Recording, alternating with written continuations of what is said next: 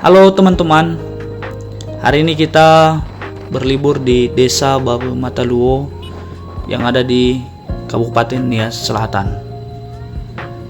Desa Babu Mataluo adalah salah satu destinasi wisata yang sangat terkenal khususnya bagi masyarakat Kepulauan Nias. Tidak heran jika setiap liburan tempat ini pasti banyak dikunjungi oleh para wisatawan. Kita sudah sampai, lalu kita parkir kendaraan kita di bawah tangga ini.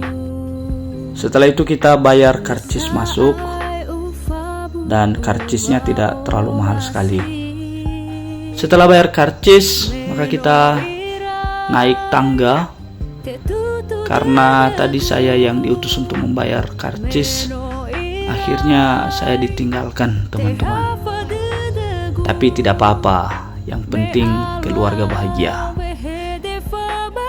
Nah, sekarang kami sudah berada di halaman kampung adat Babu Mataluo.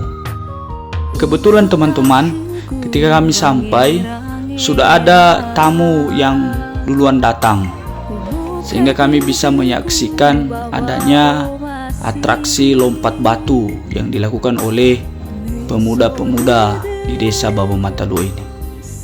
Ya, menarik sekali. Ini hanya ada di Pulau Nias teman-teman, dan tidak semua orang juga bisa melakukannya. Hanya orang-orang yang sudah terlatih dan sudah berpengalaman.